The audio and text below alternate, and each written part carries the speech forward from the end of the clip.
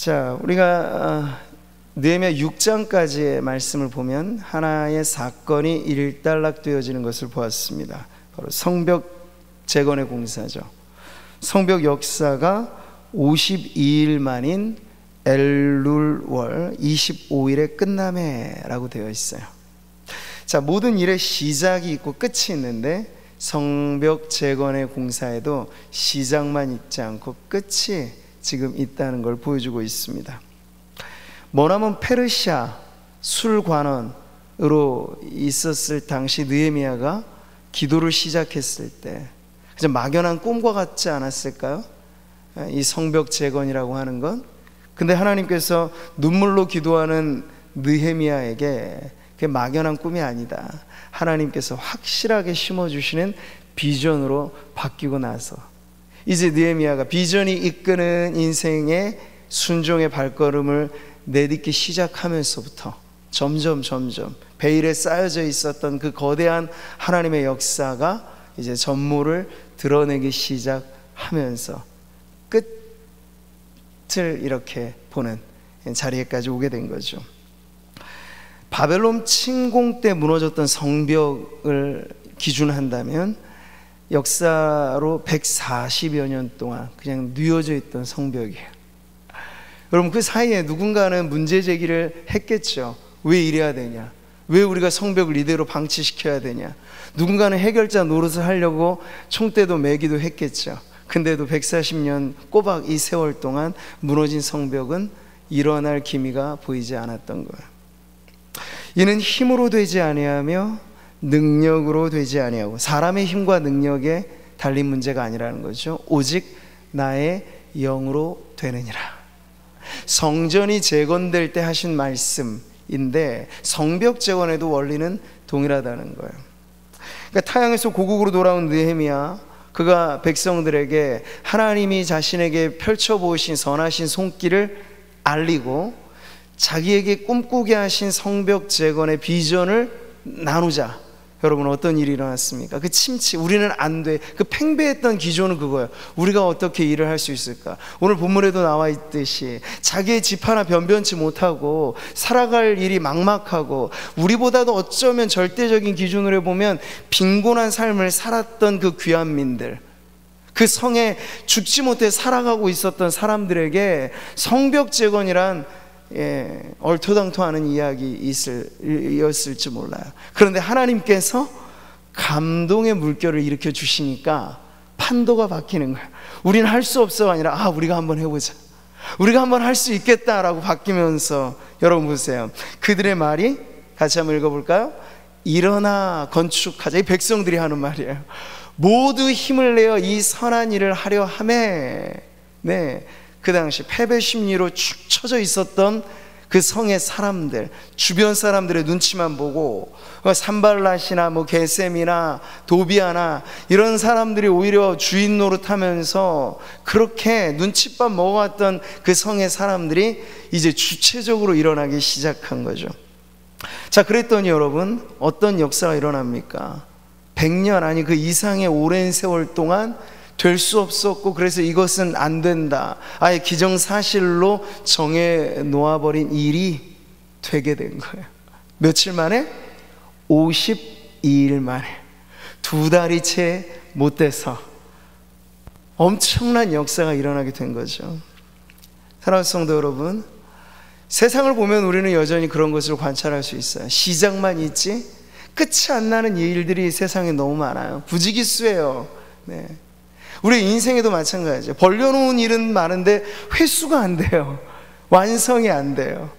교회의 일들도 비슷한 경우가 많아요. 인생이 작심삼일이면 우리의 일들이 용두삼이 되는 경우가 참 많죠.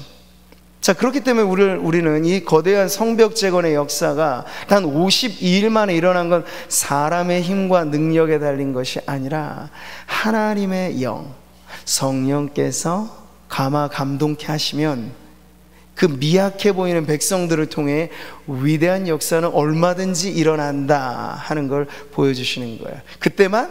아니요, 오늘도.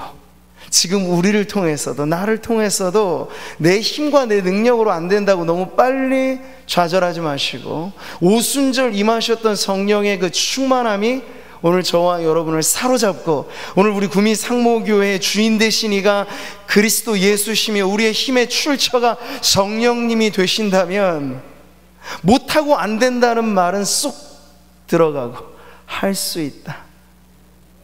하게 하신 이가 하나님이신 줄 믿으시기 바랍니다. 자, 오늘 성벽 재건의 공사가 이제 끝났어요. 그런데 느헤미야는 그걸로 끝이 아니죠. 이 느헤미야의 역사가 계속 이어집니다. 오늘 7장은요 6장의 성벽 재건을 완성한 이후의 일들을 지금 보여주고 있습니다. 그래서 끝에서 시작되는 새로운 역사를 보여주고 있는 거죠.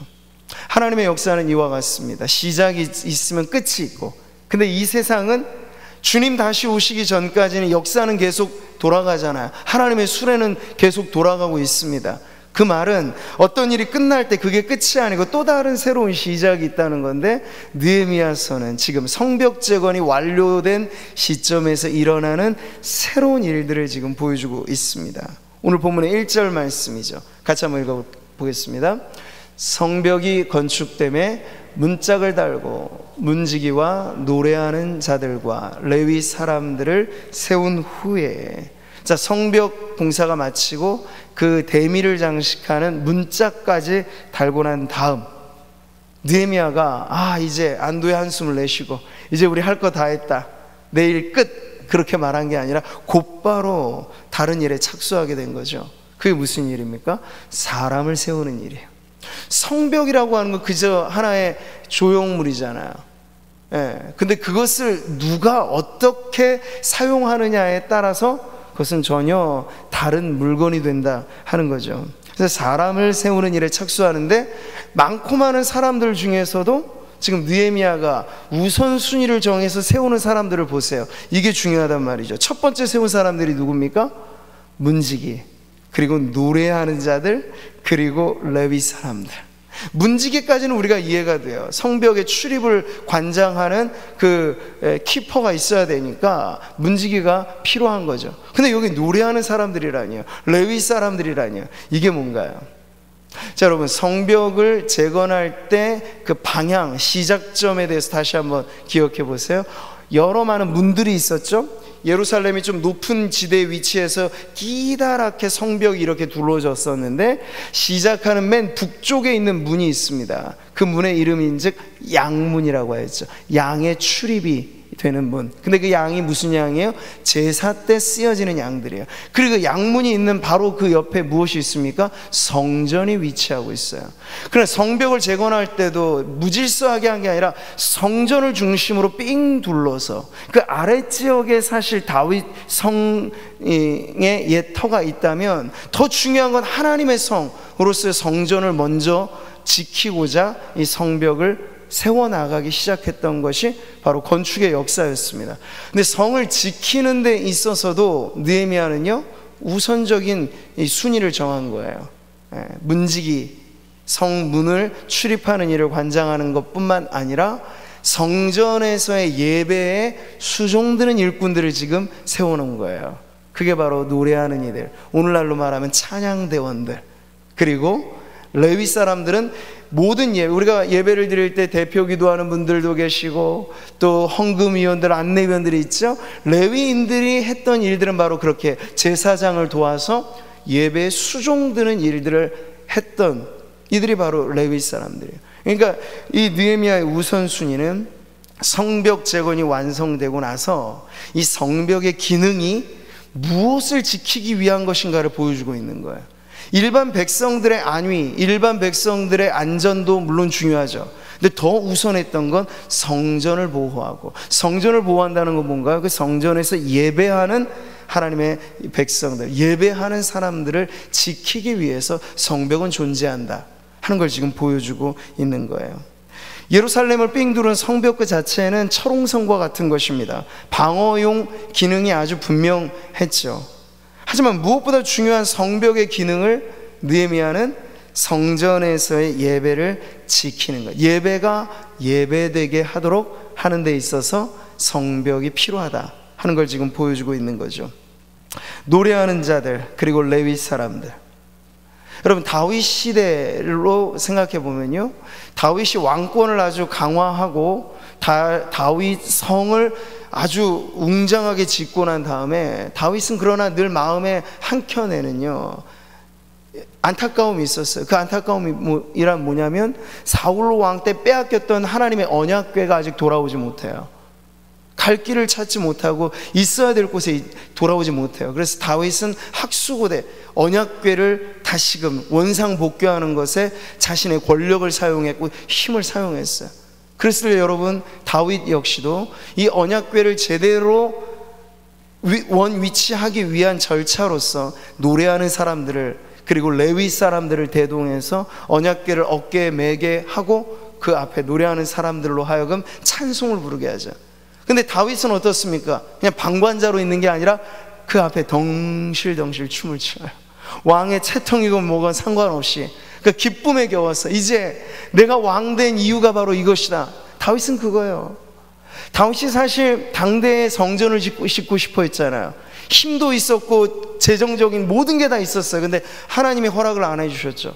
너는 군인이라 손에 피를 너무 많이 묻혔기 때문에 성전 짓는 일은 너의 후대, 너의 아들을 통해서 내가 이룰 것이다 하여서 못 지었을 뿐이지, 다윗은요 하나님의 성전을 향한 열심이 특심이었던 사람이었어요. 그래서 다윗 역시도 이렇게 질서 있게 자신의 모든 것을 우선할 때 개인의 삶뿐만 아니라 국가의 중심적인 어떠한 일을 성전에서 예배로 잡고 있었다는 거예요. 이게 느헤미야의 시대로 돌아와서도 무너진 성전과 무너진 성벽이 재건되어졌을 때 핵심은 바로 하나님을 예배하는 그 예배에 포커스를 맞추고 있다는 걸 볼 수 있는 거죠. 자, 여러분, 여기서 우리가 알게 되는 건 성벽이 제 아무리 튼튼하게 방어용으로 세워진다 하더라도 지금 140년간 무너졌던 성벽이 다시 세워지는 가장 중요한 역사적인 의미를 찾는다면 그것은 방어용 기제로서가 아니고 성전의 예배를 온전케 하는 도구로서 성벽은 필요했다 하는 걸 지금 보여주고 있습니다. 자, 이것이 우리에게 알려주는 바는 성도들의 삶에 있어서 이런 중심과 이런 우선순위가 필요하다는 거야. 우리의 외형의 삶, 직장생활, 가정생활, 우리의 모든 사회적인 생활 있죠? 이게 하나의 성벽과 같이 우리의 삶을 두르는 환경이라고 한다면, 우리가 안정을 추구하고 사회적인 어떠한 성공을 추구하는 그 중심의 목표가 있어야 돼요. 목적이 있어야 되잖아요. 그게 뭐여야 할까요? 바로 하나님을 예배하는 예배의 중심.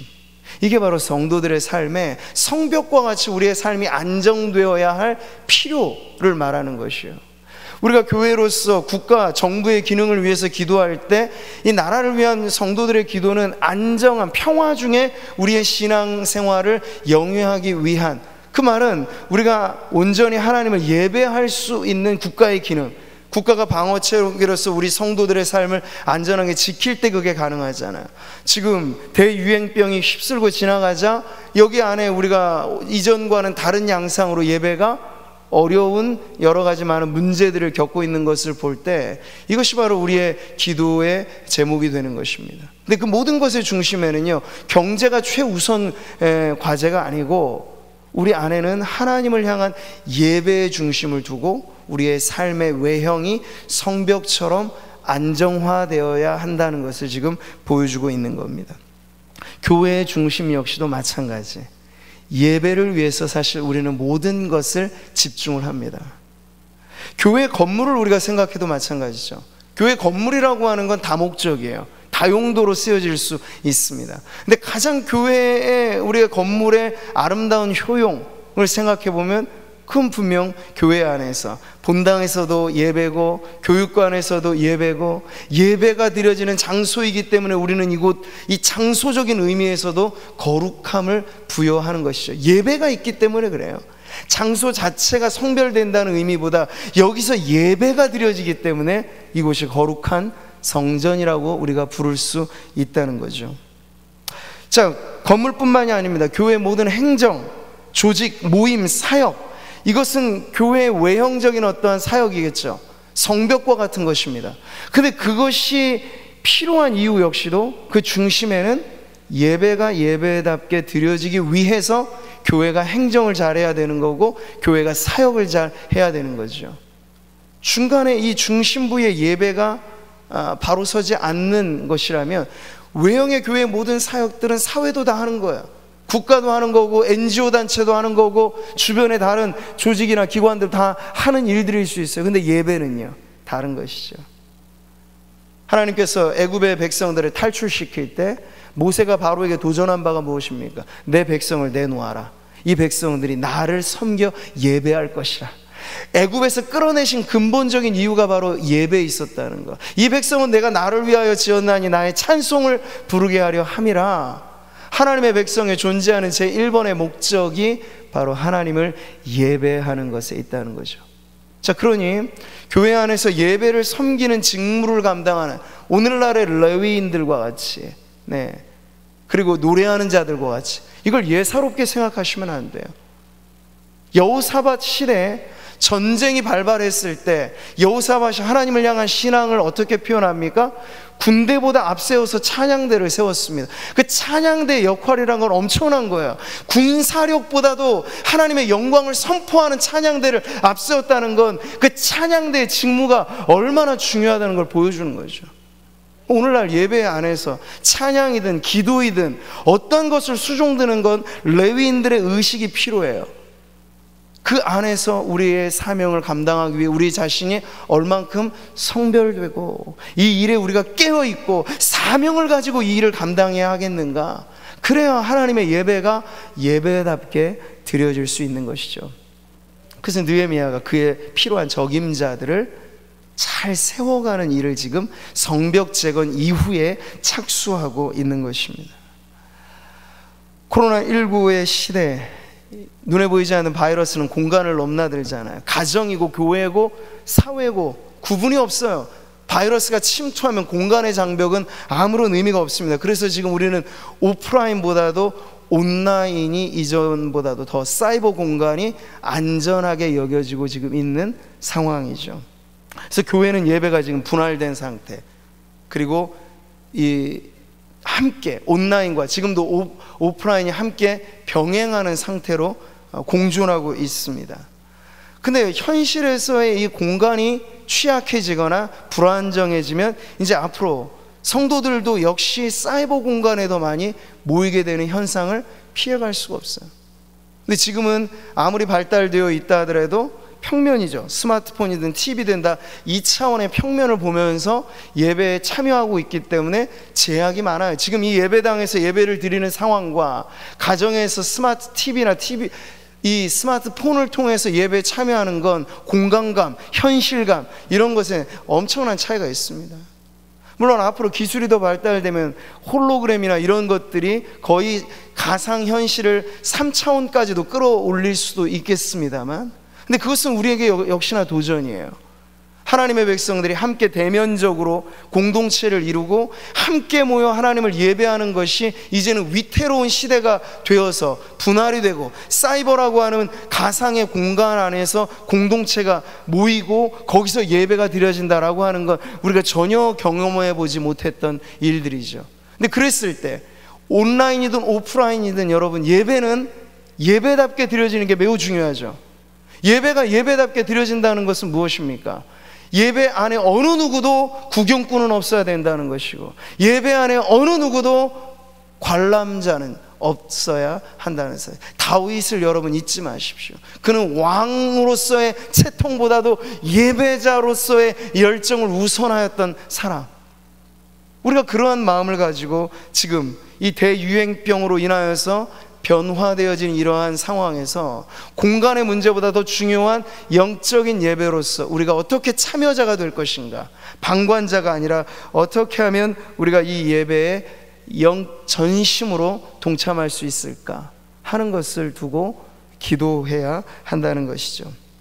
사랑하는 성도 여러분, 예배는 언제나 거룩한 성도들의 제일의 과제이고 우리의 삶의 중심이며 우리가 추구하는 그 모든 인생의 안정의 그 핵심에 있어야 될 목표라고 할 수 있습니다. 예배는 수단이 아닙니다. 예배는 우리가 존재하는 목적입니다. 이 세상의 모든 노동은 천국에 가면 다 끝날 것들이지만 천국에서도 영원한 것은 예배입니다. 그 예배의 가치는 그만큼 소중한 것이니 오늘 이 어려운 시대를 살면서 성도들은 더욱더 우리 개인의 신앙의 중심에 이전보다 더 예배를 위해 성벽을 온전히 두르듯 우리의 삶의 안정을 추구하시기를 바랍니다. 수요일, 금요일 언제나 우리가 주중의 모임과 주일의 예배가 하나의 징검다리가 되어서 우리의 세상에서의 삶을 그 중점에서 흐트러뜨리지 않고 살아감으로써 우리가 하나님의 백성으로서 예배함이 우리의 가장 중요한 사명입니다 하는 것을 온 몸으로 온 삶으로 고백하며 살아가시기를 축복합니다. 자, 2절의 말씀을 이어보겠습니다. 같이 한번 읽어보죠. 내 아우 하나니와 영문에 관한 하나냐가 함께 예루살렘을 다스리게 하였는데 하나냐는 충성스러운 사람이요 하나님을 경외함이 무리 중에서 뛰어난 자라. 자, 본문 말씀을 보면요, 여기 1절에 나오는 문지기 노래하는 자들 레위 사람들에 이어서 지금 계속해서 사람을 세워가는 일들이 이어집니다. 지금 여기 세워진 이 두 사람은 예루살렘 성의 행정과 치안을 담당하는 그런 일꾼들이라고 할 수 있겠죠. 자, 이들 모두 이름의 뜻 자체가 하나님의 은혜를 나타낸다, 자비를 나타낸다, 하나니, 하나냐 이런 뜻이에요. 근데 이들 역시도 오늘 제가 설교의 제목으로도 삼은 비전의 동역자들로서 발탁된 아주 귀한 인물들이라는 것을 알 수 있죠. 우리가 느헤미야를 읽어보면요, 느헤미야라고 하는 인물뿐만 아니라 이제 사실 성벽 재건 이후부터 바로 우리가 이 다음 주에 살펴보게 될 꽤나 긴 목록이 있어요. 거기 나와 있는 깨알같이 새겨져 있는 그 이름들, 그 이름들이 바로 비전의 동역자들을 소개하는 대목인데 앞서서 주요한 일들을 감당했던 이들이 지금 소개되는 거죠. 자, 성벽 안에 가장 중심에 놓여져 있는 성전에서 일을 하는 사람들, 문지기, 또 노래하는 자들, 레위인들 뿐만 아니라 지금 성전 밖의 치안을 담당하는 일, 그래서 그 중요한 일들을 감당하는 이러한 임명된 일꾼들 역시도 그들이 받은 직무가 거룩한 사명이다 하는 걸 우리가 알아야 하겠습니다. 성 안의 행정, 치안, 이것이 존재하는 목적이 바로 예배를 위한 것이다 라고 하였을 때 이런 행정가들 역시도 하나님의 나라를 위하여 기여하고 있는 매우 중요한 일꾼들이라 할 수 있는 거죠.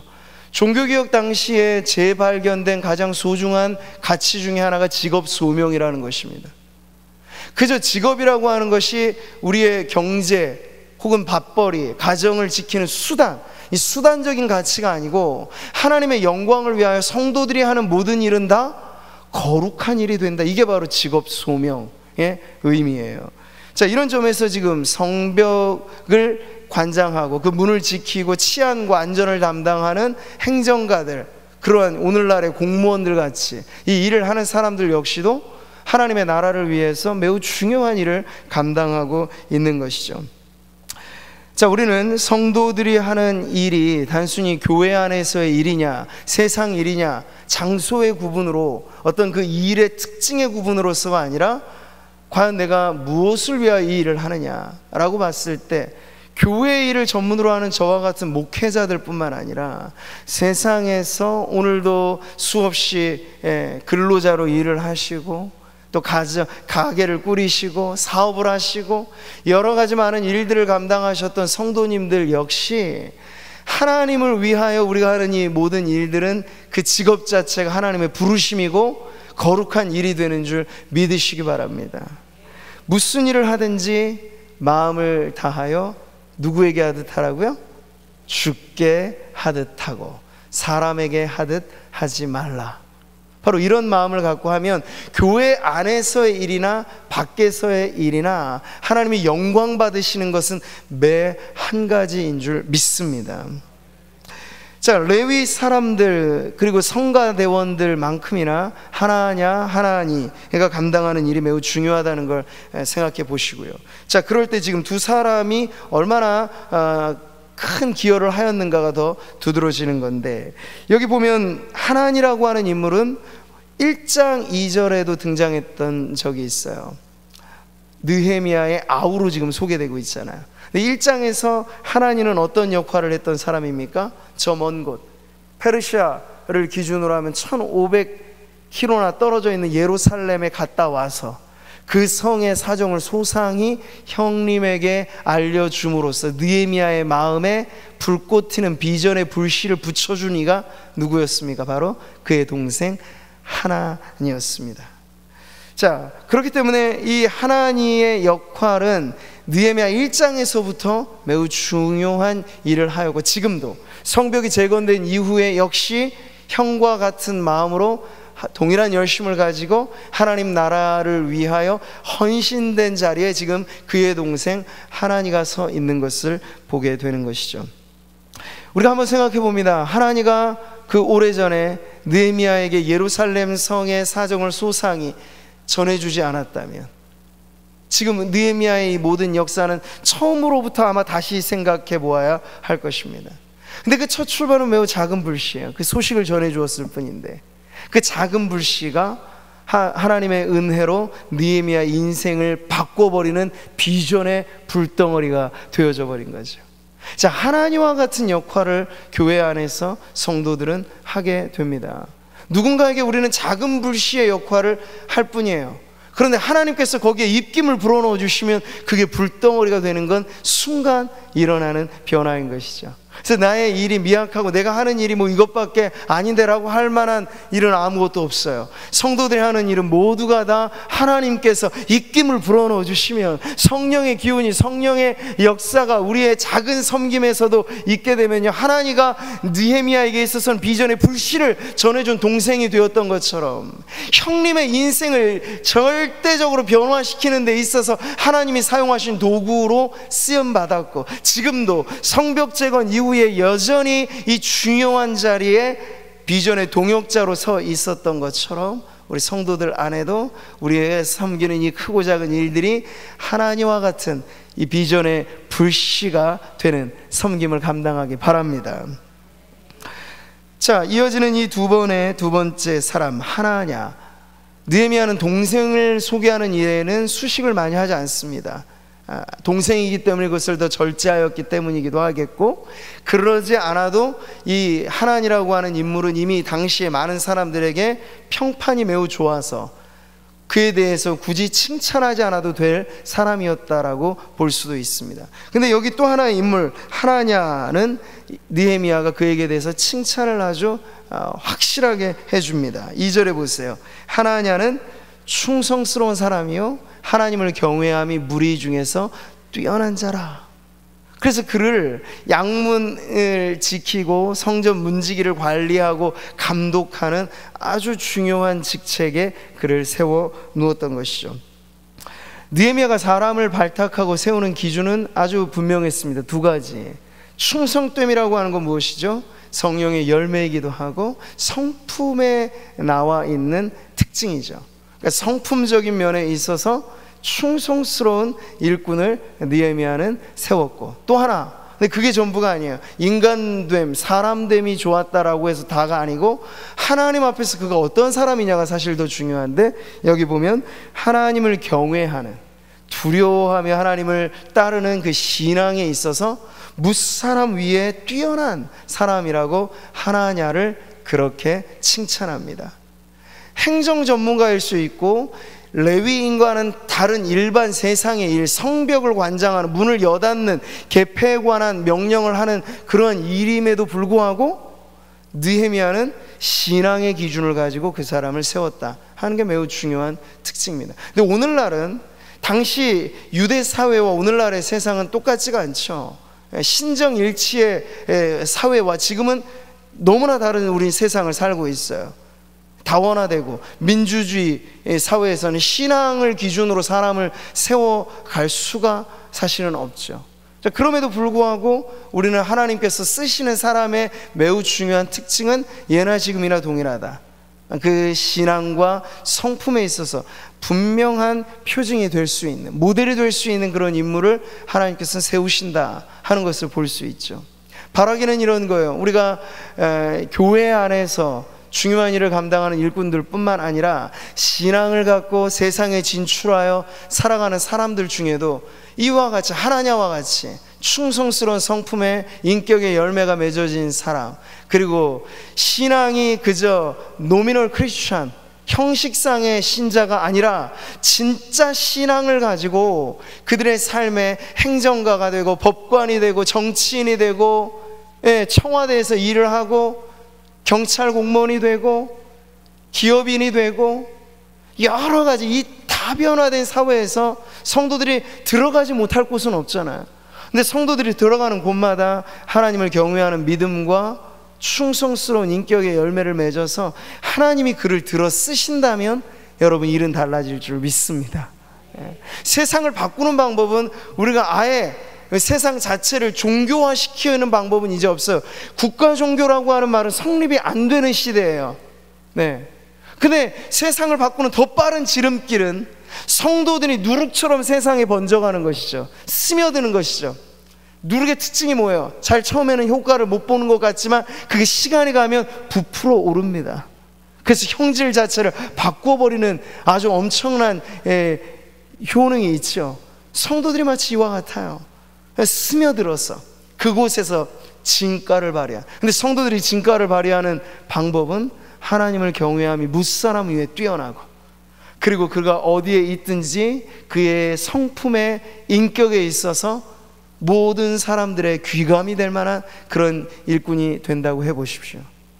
오늘 우리 가정이나 교회에 있는 청년들이, 자라나는 다음 세대들이 이 두 가지 자질에 있어서 결격이 없다고만 해보십시오. 세상에서도 이런 사람은 환영받아 충분한 사람이 될 것입니다.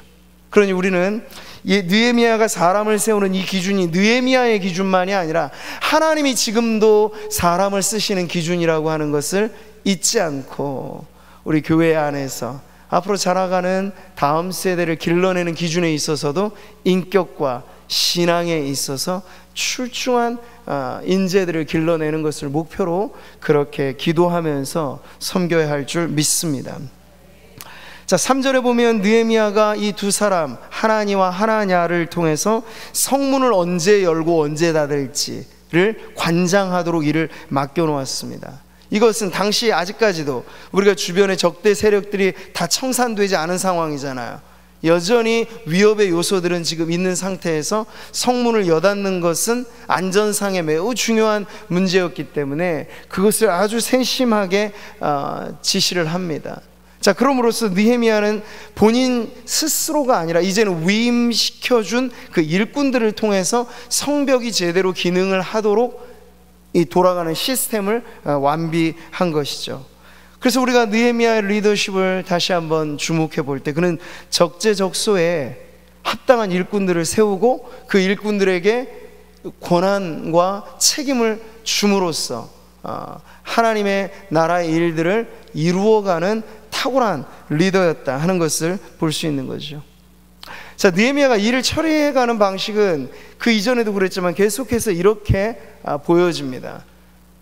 그는 독불장군식으로 일을 하지 않았어요. 왜냐하면 하나님의 나라의 특징이 이와 같기 때문에 그렇죠.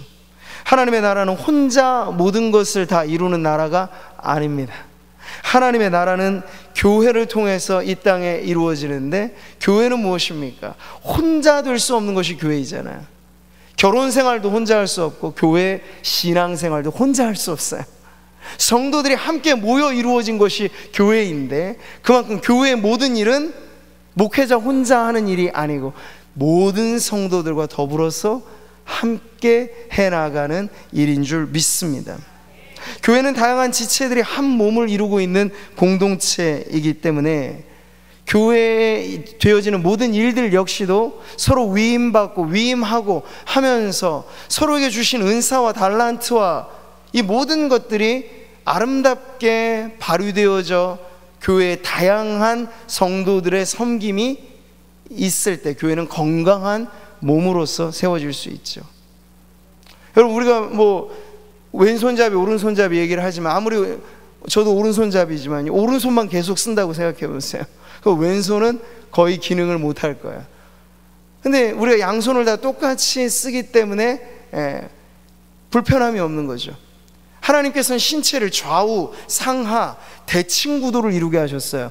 그러니까 인체의 신비만 보더라도 조화로움이 매우 중요하다, 균형이 매우 중요하다는 걸 알 수 있거든요. 근데 그리스도의 이 공동체로서 교회를 왜 몸에 비유하였을까요? 우리 교회 역시도 균형이 중요하고 조화로움이 매우 중요한 것이기 때문에 그래요. 여러분, 바울이 로마서를 쓸 때 대미를 장식하는 마지막 16장은 길고 길게 무슨 내용이 나와 있습니까? 바울의 동역자들의 이름이 쭉 열거되어져 있어요. 그러니까 하나님의 나라는 바울과 같이 영웅적인 인물 한 사람으로 되는 나라가 아니라는 걸 바울은 알려주고 싶었던 거예요. 로마에 있는 성도들을, 그리고 로마의 성도들에게 또 인사하는 이곳의 사람들을 함께 교제하게 하면서 하나님의 나라는 우리가 더불어 함께 이루어가는 나라입니다 라는 걸 보여주고 있는 것이죠. 자, 오늘 우리는 교회 안에서나 교회 밖에서나 성도들이 하는 그 모든 일들을 이런 점에서 존중히 여겨야 합니다. 귀중히 여겨야 합니다. 레위인들은 레위인들의 일이 있었고, 노래하는 사람은 노래하는 사람, 문지기는 문지기대로, 하나니는 하나니, 하나냐는 하나냐대로 다 제각기 일은 다른 것이지만요, 그들이 일하는 목적은 하나, 바로 성전에서 영광 받으실 하나님을 위하여 그들의 이 모든 일이 쓰여지게 되었다는 것이죠. 그래서 일은 다양하나 그 다양한 모든 일들이 하나님을 향할 때 그 모든 일들은 거룩하고 아름답고 존귀한 역사가 되는 것입니다. 자, 사랑하는 성도 여러분, 오늘 말씀에서 이 두 일꾼의 유력한 소개가 끝나고 아예 말씀이 다른 내용으로 나아가는 것이 아니라 또 다른 비전의 동역자들이 여기 소개되고 있습니다. 그들이 누구인가요? 3절의 말씀을 같이 한번 읽어보자. 또 예루살렘 주민이 각각 자기가 지키는 곳에서 파수하되 자기 집 맞은편을 지키게 하라. 자, 여기 등장하는 예루살렘 주민들, 그들은 특정 이름도 없어요. 하나냐, 하나니, 뭐 이런 사람처럼 이름도 없어요. 그들의 직임도 없어요. 그러나 여러분, 사실상 오늘 본문의 마지막 대목에서 제일 중요한 역할은 누가 했는가 보면 예루살렘 주민들이 하는 것이죠. 그들을 관리하고 그들에게 역할을 가르쳐주는 일은 소수일 수 있어요. 그러나 그 소수가 일을 아무리 열심히 하더라도 다수의 주민들이 제 기능을 발휘하지 않으면 그 성은 삽시간에 무너지게 되는 거죠. 연일 우리가 지금 미국 사회에서 일어나고 있는 이 폭동을 보잖아요. 미국이라고 하는, 어떻게 보면 아직까지는 아메리칸 드림이 있는 나라, 그래도 어쨌든 지상에선 최고 강력한 이 주권국인 미국인데, 지금 폭동이 산발적으로 일어나니까 국가가 거의 마비 상태가 되는 거예요. 이런 것들을 보면 우리 안에서 일어나는 그러한 일들 중에 시민으로서 흩어져 있는 평범해 보이는 사람들이 어떤 역할을 하느냐가 국가 전체에 있어서 엄청난 그런 분량을 차지한다, 비중을 차지한다는 걸 볼 수 있죠. 당시도 마찬가지입니다. 지금 성 안의 주민들이 각자 자기가 인접한 곳에 성벽을 수호하고 지키는 이 어떤 의미에서는 동네 방위대의 역할을 한다고 볼 수 있겠어요? 그렇게 일을 감당해 주었기 때문에 소수의 군인들로도 지금 다 치안이 보장되지 않았던 당시에 이 불안정한 상태를 이 주민들이 함께 해결해 갈 수 있었던 걸 지금 보여주는 거죠. 그래서 보는 겁니다. 우리는 느헤미야가 아무리 지도력이 뛰어난 사람이고 그 밑에 측근으로서 하나니 그의 아우가 잘 일을 하고 하나냐 아무리 존경받는 그런 관료가 세워진다 하더라도 예루살렘 주민들이 한 마음을 가지고 일하지 않으면 그 성벽은 수호될 수 없다. 또 무너지기란 너무나 쉬운 문제라는 걸 배우게 되는 것이죠. 자, 그래서 4절에 보면 당시에 이 주민들의 수고가 결코 적지 않았다라고 하는 걸 아는 것은요, 성전이 지어지고 성벽까지도 회복이 되었지만 거민들의 거주지는 아직까지도 불안정했어요. 가옥은 제대로 완성되지 않은 가옥들이 많이 있다는 걸 지금 4절이 보여주고 있잖아요. 이 말인즉 주민들의 삶, 이 귀한민들의 삶이 그다지 넉넉하지 않았다는 걸 보여주고 있어요. 자기 먹고 살기에도 급급했다는 걸 가르쳐주는 거예요. 그럼에도 불구하고 성벽을 수호하고 성전을 지키는 일에 있어서 그들은 앞장서 자신의 책임을 다했다는 걸 지금 보여주고 있는 것이죠. 저는 오늘 하나님의 나라의 백성으로서 성벽을 수호하는 그 일이 교회의 성도들에게 주는 메시지는 이와 같다고 보는 겁니다. 목회 리더십이 아무리 제 기능을 발휘하고 교회의 중직자들이 앞장서서 일을 한다 하더라도 결국은요, 교회는 성도들을 통해서 세워져야 하는 것입니다. 우리가 장로교 정치 제도로서 교회를 운영해 나갈 때 여러분 가장 최상위에 있는 조직은요, 당회가 아니고 공동의회예요. 그게 뭘 보여줍니까? 우리의 중요한 모든 일들은 공동의회라고 하는 전 성도들의 합의를 통해서 결정되고 합의를 통해서 진행해 간다 하는 것을 보여주는 구도이죠. 성도들이 동의하지 않는 일을 어느 누구도 할 수는 없는 것이에요. 근데 성도들이 함께 동참하고 모든 성도들이 교회 일을 내일같이 여기고 감당할 때 교회는 비전이 이끌고 그 비전이 완성이 되어지는 자리로 나아가게 될 줄 믿습니다. 그에게서 온몸이 각 마디를 통하여 도움을 받음으로 연결되고, 지금 교회에 대한 말씀이에요. 결합되어 각 지체의 분량대로 역사하여 그 몸을 자라게 하며 사랑 안에서 스스로 세우느니라. 지금 바울이 그리스도의 몸된 교회가 건강하게 성장하는 것에 대해서 가르쳐 줄 때 각 지체의 분량대로 역사하는 것이 중요하다라는 걸 보여주고 있습니다. 그러니까 우리 교회에 등록된 성도 중에 불필요하다거나 없어도 되는 성도는 한 명도 없어요. 우리가 교회인 수가 많기 때문에 자꾸 이런 부분들이 희석될 수 있고, 스스로 생각하기에도 나 하나쯤이야, 없어도 상관없겠지. 아니요, 없어서 상관없는 성도는 아무도 없어요. 수천 명의 성도가 있는데 내가 예배에 참여 안 해도 되겠지, 그럴 만한 성도는 아무도 없다고요. 예수님께서 나사로의 집에 가셔서 베다니 남매들의 흥겨운 잔치집에 가셨잖아요. 거기서 보면 마르다는 여전히 마르다답게 일을 합니다. 마리아는 마리아답게 예수님의 가까이서 말씀을 들어요. 근데 그 중에 나사로, 죽었다 살아난 나사로는 별로 하는 일이 없어요. 일을 거두는 것도 아니고 예수님 가까이도 그냥 그 자리에 있어요. 근데 여러분, 이 아름다운 풍경 중에 나사로가 그냥 그 자리에 있는 것만으로도 엄청나게 자기 몫을 하고 있는 거예요. 죽었다 살아난 사람이 있다는 것 자체만으로도 예수님이 어떤 분이신가를 드러내는데 나사로의 존재감은 엄청난 것이었어요. 여러분, 성도는 누굽니까? 허물과 죄로 죽었던 우리가 다시 살아난 거예요. 그러니까 성도들의 존재감은 자기가 감추려 해서 감춰지지 않는 것이고, 숨으려 해서 숨겨질 수도 없는 것이에요. 그러면 여러분, 우리가 나는 다른 사람들, 많고 많은 사람들 중에 나 한 사람, 이렇게 생각하지 마시고, 나 한 사람이 없음으로 인해서 우리는 한 부분이 결손되어진다는 걸 여러분 명심하십시오. 왜 12사도 중에 가룟 유다 죽고 나서 11명으로도 그냥 맞춰서 하면 될 텐데, 근데 베드로는 아니, 이 12명의 사도직을 우리가 다시 회복해야 해서 마띠아를 새로 임명을 하잖아요. 그 완결성을 아주 중요하게 생각한 거죠. 교회도 마찬가지예요.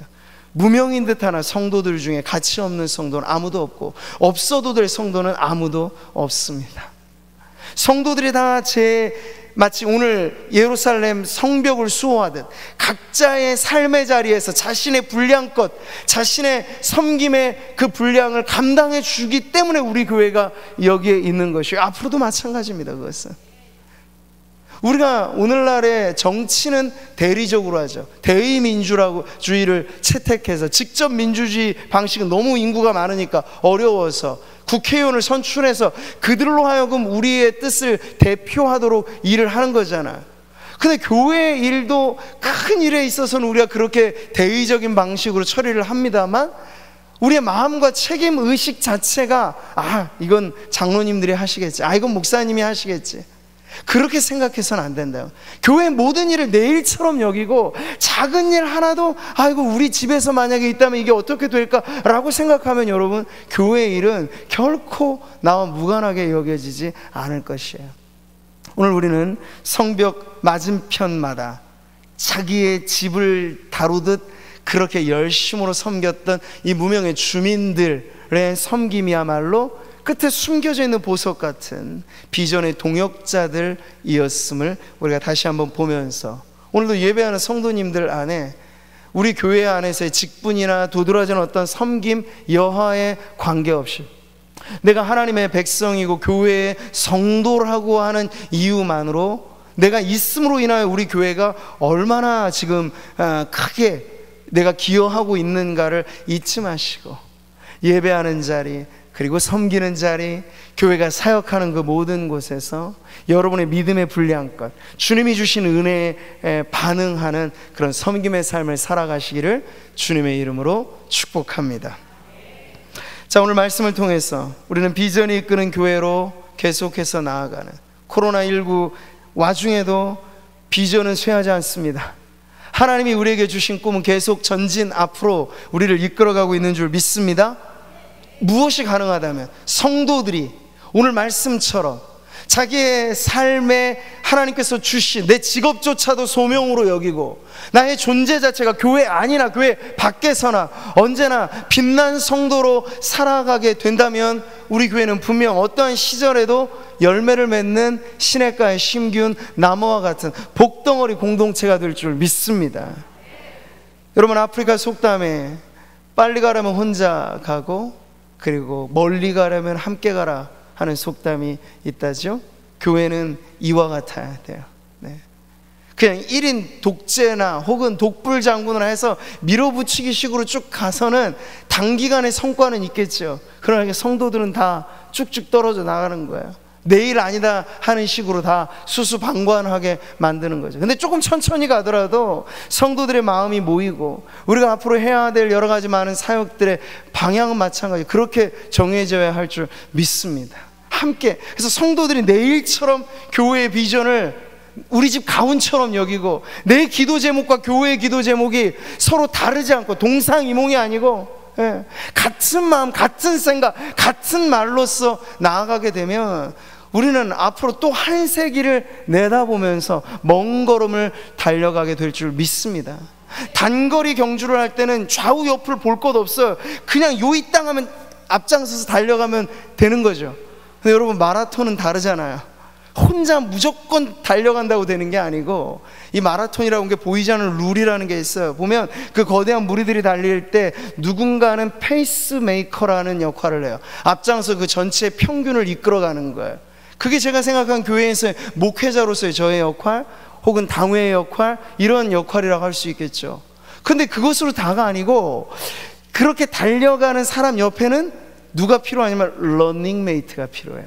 함께 그 페이스를 맞춰가면서 달려가는 사람이 있어야 금세 지치지 않고 긴 장정을 달려갈 수 있다는 거죠. 그러한 무리들로 함께 어우러지는 것이 먼 길을 달려가는 방식이라면 우리 교회 역시도 비전을 하나님께서 우리에게 주셨고 그 비전을 향하여 내 입을 크게 열라 내가 채우리라. 너는 내게 부르자. 우리가 연초에도 연말에도 기도했던 그 기도는 유효한 줄 믿으시기 바랍니다. 코로나가 막지 못하는 게 하나님의 응답인 줄 믿으시기 바랍니다. 계속해서 하나님께서는 우리들에게 내 입을 크게 열라 내가 채우리라, 부르짖으라 그러면 내가 응답하겠다 말씀하시는 거예요. 그것을 우리가 표대 삼아서 이 비전을 향하여 우직하게 나아가게 될 때 우리는 그저 한 그루 나무 정도가 아니라 하나님 나라의 거대한 숲을 이루게 될 줄 믿습니다. 한 그루의 나무가 줄 수 있는 것은 그저 열매 몇 개겠죠. 그런데 여러분, 나무와 나무가 모여서 울창한 숲을 이루면요 생태를 바꿔버리는 거야. 생태를 바꾸는 거야. 그 안에 온갖 생물체들이 살아나고, 산림숲을 여러분 지나가 보세요. 피톤치드라고 해서 엄청난 에너지가, 생명 에너지가 나오게 되는 거잖아요. 마찬가지로 저는 우리 교회 전 성도들이 한 명의 성도가 제 빛을 발하고 자신의 가치 그대로 아름답게 살며 이 수천의 성도가 아름다운 나무처럼 모여 있으면 우리 교회가 숲과 같은 교회가 될 줄 믿습니다. 그래서 이 지대의 영적인 기상도를 바꾸는 거죠. 제가 오랜만에 점심 이후에 한번, 코로나 이후에 제가 한 번도 옆에 뒷산에 올라보지 못했는데 오늘 한번 잠시 가봤거든요. 깜짝 놀랐어요. 옆에 없던 거의 산이 생길 지경으로 지금 계속 막 공사 25톤 덤프 트럭이 막 흙을 퍼다 나르잖아요. 그게 뭔가 했더니 거의 산 하나가 만들어졌더라고요. 지형이 바뀌는 거예요. 이렇게 우리 교회 바로 옆에 이제 상무 도시개발해서 지형이 바뀌고 있습니다.